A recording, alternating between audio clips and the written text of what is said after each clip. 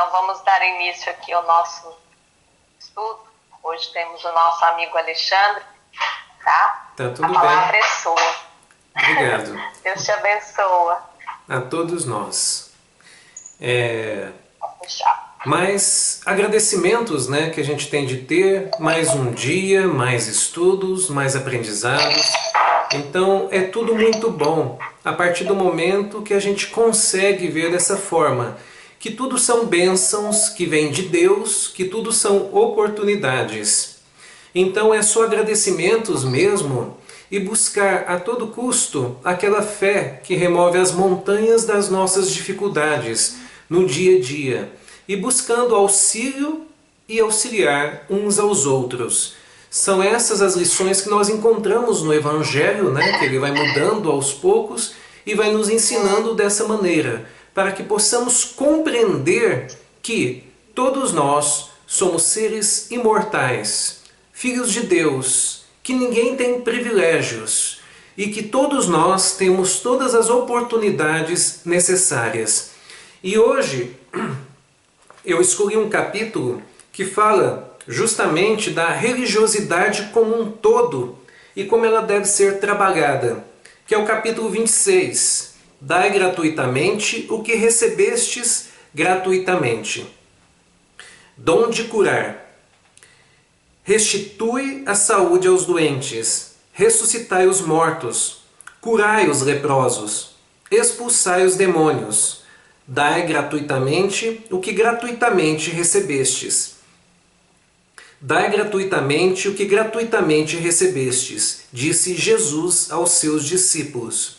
Por esse preceito, prescreve não se fazer pagar aquilo que nada pagou.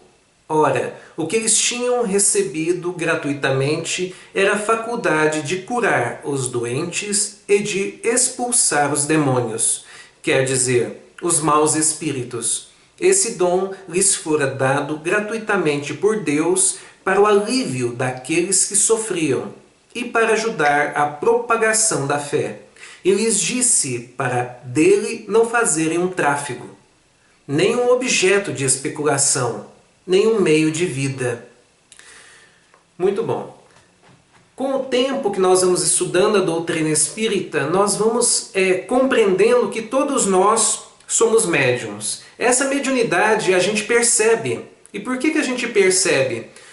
Nos pequenos lances do dia a dia, percebemos a partir das intuições, percebemos a partir dos nossos sonhos, nós percebemos também a partir da forma como nós percebemos que temos recursos para auxiliar o outro. E então ele vem nos falar da mediunidade gratuita, vem nos falar, dai de graça o que recebeste de graça.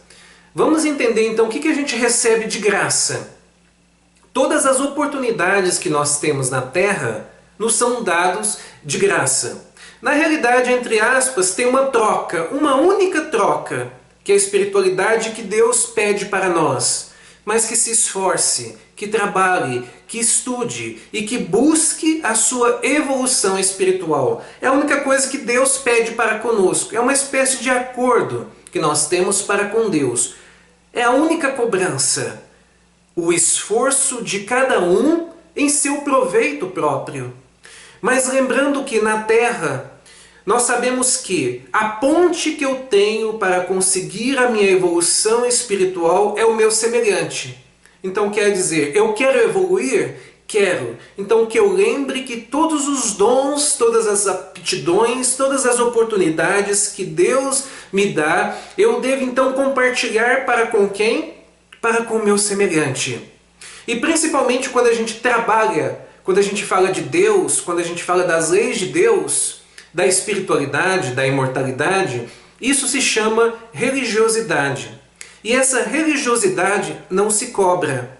Ela deve ser trabalhada a todo custo para o outro sem cobranças. Eu devo então esforçar-me do fundo do meu coração para poder auxiliar ele, para poder fazer com que ele encontre a sua fé em Deus, para que o que eu tiver em minhas mãos, desde o passe, desde o tratamento espiritual, desde a oratória, qualquer esforço que é dedicado para com o semelhante, buscando a religiosidade, buscando fazer com que ele se encontre para com Deus e encontre o seu lugar na vida, isso então não deve ser cobrado.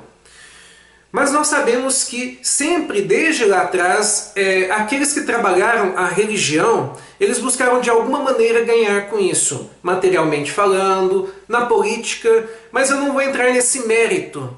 A única coisa que nós devemos entender é que lá atrás, eu tenho até, tanto isso está bem explícito em Mateus, aquela passagem dos vendilhões do templo, quanto também eu tenho um filme aqui, ou melhor, do Cristo eu tenho vários. Né? Porque eu gosto de ver várias nuances que cada um vem e nos apresenta.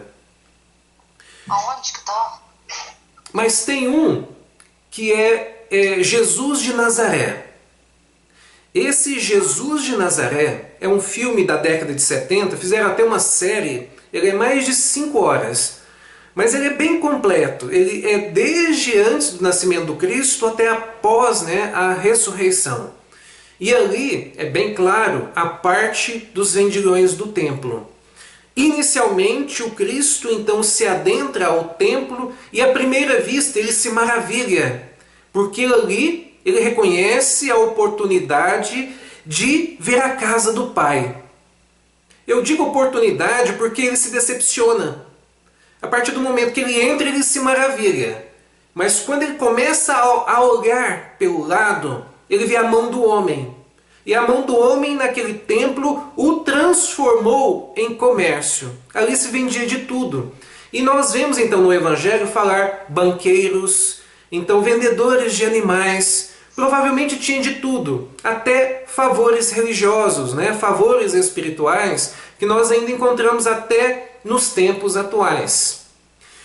E está escrito que a casa de Deus deve ser o quê? Uma casa de oração, uma casa de auxílio ao semelhante, que vai ali então para se encontrar com Deus, para fazer as suas orações, para buscar auxílio espiritual, auxílio religioso. E ele não deve ser cobrado por isso. Então, é aonde que o Cristo bate tanto na tecla, e ele chama até os fariseus ali de hipócritas, por causa disso, de tudo que eles faziam. Não só a parte de vendilhões do templo, mas a parte também de vasos limpos por fora, sujos por dentro, entre tantas outras coisas. Ao invés de buscar auxiliar o povo, eles buscavam era explorar. E aí nós vamos para os tempos atuais. Os tempos atuais, então, nós encontramos casas religiosas realmente abnegadas, dedicadas, que não cobram, que então os seus próprios colaboradores que auxiliam de alguma maneira, ela recebe doações. Então, às vezes fazem o que? Feijoada, fazem pizza, fazem galinhada, né? Para conseguir recursos. Isso é válido. Mas ainda nós encontramos sim, casas que são vendilhões do templo ainda, né? Mas paciência, isso cada um deve se entender com o tempo, com Deus. O que importa é que a gente que já esteja conseguindo ver isso, a gente vê no dia a dia, então, uma espécie de facilidade que temos para auxiliar. Quando eu comecei na oratória religiosa um tempo atrás, eu observava que dentro das casas religiosas eu tinha uma certa facilidade para falar. E isso para mim era muito bom, gratificante, e eu continuo até os tempos atuais, e eu pretendo até intensificar, assim que puder voltar, né, os momentos presenciais. Mas sempre teve alguém que me perguntava assim: Alexandre, eu vejo você correndo quase todos os dias para uma casa religiosa. Você faz as suas explanações, você faz o seu trabalho nessas casas, você gasta gasolina, você gasta o seu tempo, você gasta preparação, estudo, etc. E você não cobra nada por isso? Eu falo, não. Mas por quê? Não deveria cobrar? Não. Não, porque eu acredito que isso tudo é uma oportunidade que Deus me dá de poder trabalhar a religiosidade e passar o pouco que eu consigo agregar aqui comigo, né? E estar com o outro compartilhando estes conhecimentos. Deus me deu a oportunidade de ir adquirindo esses conhecimentos e me deu a oportunidade de, então, sair para falar, de ter tempo e condições para poder passar para o outro o pouco que eu já estou assimilando. Então eu acredito que isso deve sair do meu esforço, do meu sacrifício, do meu trabalho. Então pronto, eu tenho essa minha consciência, eu não estou dizendo que eu sou um santo, que eu já alcancei a minha angelitude, não. Eu só estou dizendo que pelo menos nessa parte eu percebo isso. E eu vou fazendo dessa maneira porque todos nós sabemos que todos nós somos médiuns passivos, a maior parte de nós. Então, a partir do momento que existe a boa vontade de querer auxiliar o semelhante de verdade, então nós temos recursos. Nós não precisamos esperar nada do mundo, digo materialmente falando. Nós não precisamos esperar ter uma conta bancária gorda, ter recursos grandes materialmente falando para isso. E sem dizer também que muitas vezes até não tendo recursos físicos conseguimos auxiliar. Como nós sabemos, por exemplo, de vários até palestrantes espíritas, que porventura faltavam-lhe alguma coisa, ou era cego, ou não tinha condições de andar com as próprias pernas, mas mesmo assim trabalhavam na doutrina espírita e em outros meios. O que precisamos entender? A partir do momento que se fala religiosidade, ela não deve ser cobrada.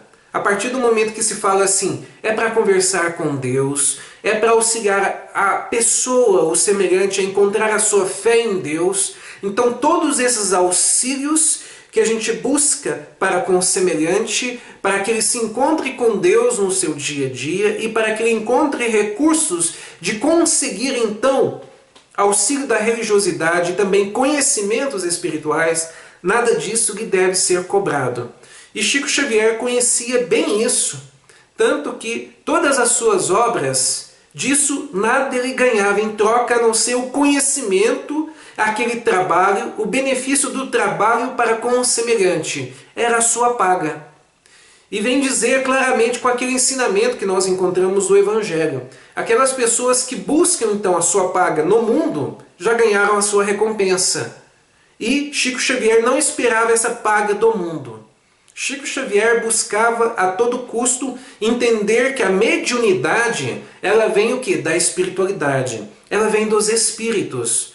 E nós sabemos que era Emmanuel, principalmente, que orquestrava, então, todo aquele manancial de conhecimentos que vinha dos espíritos e utilizava Chico Xavier como um meio, como um intérprete para trazer todos esses conhecimentos para nós, assim como Kardec também o fez.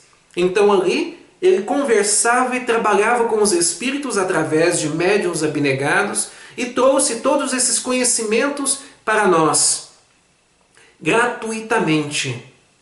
E a partir do momento que a gente reconhece isso, a gente também busca fazer a nossa parte. E é interessante que aqui vem falar, por exemplo, das preces pagas.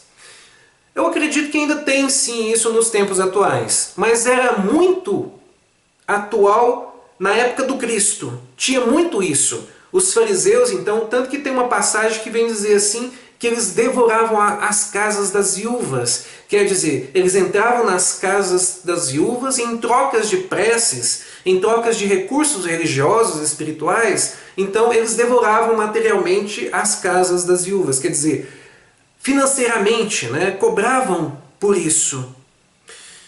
E ali nós vemos claramente, então, na época, a exploração religiosa. Nos tempos atuais, graças a Deus, estamos reconhecendo isso e está mudando muito. Hoje nós estamos trabalhando mais a religiosidade do que a religião propriamente dita. E então a própria doutrina espírita vem nos dizer que a doutrina espírita não será a religião do futuro, mas que trará toda uma religiosidade, todo um conhecimento que transformará todas as outras no futuro. Então todas as outras, isso já começou, todas as outras então vão trabalhar da mesma maneira, de forma abnegada, pensando no seu semelhante de verdade, não explorando-o, aceitando doação, sim, mas não aquela doação ostensiva, aquela que a gente chama de explícita, que é na qual eles colocam aquele vasilhame ali, né? Logo na saída, tipo assim, você tem de doar de qualquer maneira. Não, ela estará em algum lugar. Terá esse receptáculo em algum lugar naquela casa, que pessoas que realmente ali tiverem condições de doar vão chegar até os que trabalham nessa casa religiosa e vão dizer assim, como que eu posso fazer a minha doação? E aí então aqueles que trabalham na casa vão dizer assim, olha, nós temos uma caixinha ali naquele canto. Mas isso acontecerá a partir do momento que houver a disposição, né, que houver a espontaneidade da pessoa ali que vê a necessidade de doar. Mas ele não será cobrado por isso. As casas religiosas estarão abertas para todos sem cobranças. E aí então, vamos voltar nas preces. Preces pagas. Antigamente tinha muito disso. E nós sabemos que as preces, agora vamos tirar o lado da prece paga e vamos colocar aquela prece que os outros fazem para nós ou que a gente pode fazer pelos outros. E que também tem os auxílios espirituais que são à distância. E hoje nós observamos também, e principalmente por causa da pandemia, tem muitas casas religiosas que estão auxiliando à distância, pelo WhatsApp. Ali então, aplicam vacinas virtuais espirituais, aplicam passe, aplicam um tratamento, né, também sem cobranças e fazendo todo um cuidado para com o seu semelhante, que no qual é semelhante a uma prece. Porque, eu não lembro em qual livro do Chico Xavier, ali nós tínhamos uma esposa, essa esposa orava para o seu marido. Porque ele não orava, ele não fazia as suas orações, mas ela conseguia de alguma maneira auxiliá-lo através de suas orações. E nós temos exemplos também que intercediam até por André Luiz, lá do livro Nosso Lar, que é o caso então de uma mulher que orava por ele. Essa mulher já estava lá em Nosso Lar até, né? E aí então, quando chegam até André Luiz e dizem assim, olha, tem uma pessoa que sempre orava e ora por você. E ela está aqui no nosso lar. Então ele achando assim que talvez seria um grande figurão. E quando chega, é uma pessoa que ele até menosprezava. É uma pessoa que ele até deixava para atender por último. E quando ia atender, às vezes com má vontade. Lá no seu consultório. Mas aquela prece, a partir do momento que ele então veio a ter o seu problema de saúde, veio então a desencarnar e passava tantas dificuldades no umbral, a prece daquela mulher intercedia por ele e o auxiliava. A partir do momento que existe a fé na pessoa, realmente aquela pessoa quer auxiliar e ela quer ajudar. Mas lembrando de uma coisa, é muito bom quando as pessoas oram por nós. Isso é compaixão da parte delas, né? É caridade da parte delas, mas uma coisa que a gente precisa entender, que nós precisamos orar por nós mesmos, que nós precisamos buscar a todo custo o auxílio espiritual também por nós mesmos. Nós devemos trabalhar, que nós devemos nos educar com as coisas do mundo e principalmente com as coisas de Deus, e lembrando que nós conseguimos sim a nossa superação, a nossa evolução espiritual, a partir do momento que nós façamos o que vários ensinamentos do Evangelho vêm nos dizer assim, peça e obterás, bata a porta que ela se abrirá. E tem um outro que é ajuda-te e o céu te ajudará.